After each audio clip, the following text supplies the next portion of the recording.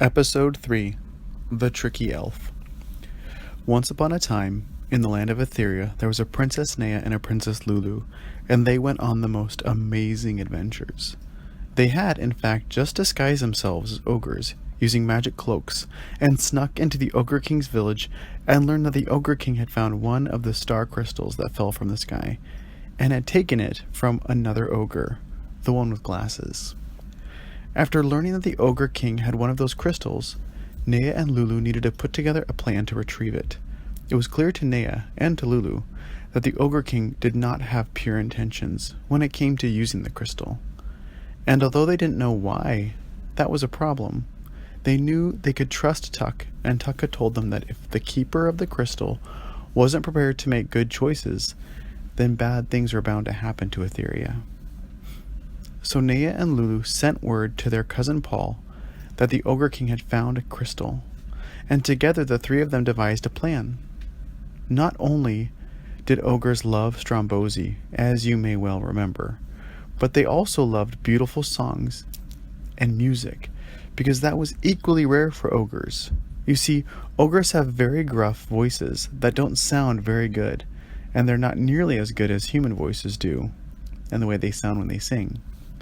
So Princess Lulu and Princess Nea wrote King Balok of Gosdor a note saying, "We, the ogres from the other village across the way, would like to invite you to a concert where we will sing a special collection of songs dedicated to you and the other ogres." And King Balok immediately replied, "Definitely. It was great meeting you both, and I will meet you at the Echo Valley Amphitheater tomorrow night." For everyone knew that all great concerts took place at Echo Valley. So the plan was to have Prince Paul, as another great guest, sit by the Ogre King during the concert, and for the two princesses to sing to the Ogre King a wonderful song, so wonderful and sweet it would put him fast to sleep.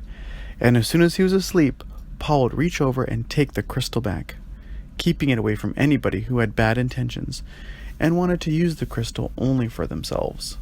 Because what everyone hadn't learned yet is that these crystals needed to be used to heal Etheria. They were very special and very powerful. So the time came for them to sing, and the Ogre King was riding in a special carriage towards the Echo Valley Amphitheater. Nea and Lulu wore their magic capes so they looked like ogres, and Tuck had even given one to Paul so he fit in as well. Everybody was in their places, Paul and the princesses, and they started to sing the most amazing, beautiful songs. And they sang song after song after song, every song they could think of that a princess could sing, every song they could ever imagine, because the Ogre King wasn't falling asleep. Actually, they were diligent and they kept singing more songs.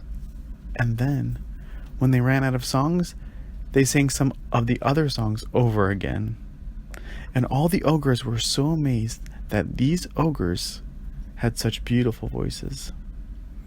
And finally, after singing their very favorite song a third time, King Balok started to doze off and fall asleep.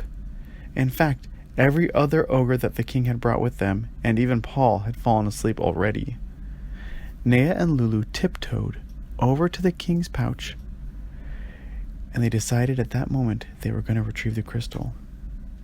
Only when they reached in there, it was already gone. Someone else had already taken it. At that very moment, they heard a noise, almost like a giggle, coming from the far left, where an ogre stood hiding in some bushes. And that's when they saw the ogre pull out earplugs, take off her cloak, and slowly turn into an elf of all things. It was an elf using a magic cloak, just like them. She looked directly at the two princesses and snickered. And that's when Nea and Lulu noticed she had something glowing in her hand, the purple crystal. That sneaky elf. She had taken Nea and Lulu's plan and stolen the crystal from the Ogre King before they could. "You come back here, elf!" yelled Nea. But the elf darted off into the hills. Nea and Lulu immediately chased after her. But the tricky thing about elves is they're very, very, very fast. And this one was no exception. And Nea and Lulu ran after her as fast as they could, as fast as their legs would carry them. Through the trees and over the hills they ran. At one point, the elf actually tripped, and the girls almost had her. "Why did you take the crystal?" they asked. "We need it," she replied, and looked behind the princesses like there was a big, scary giant behind them, and her face made a very scared look.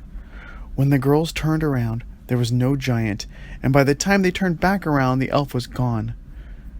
Elves were not only fast, but very tricky as well, and they often played tricks on people.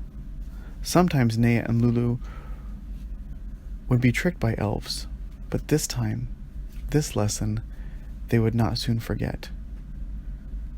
"Why on earth does everyone want these crystals?" Lulu asked, walking back home to Sparling Castle. Nea honestly just shrugged. Maybe Tuck can tell us a little more about these things and why they're so popular. But that story would have to wait for another day.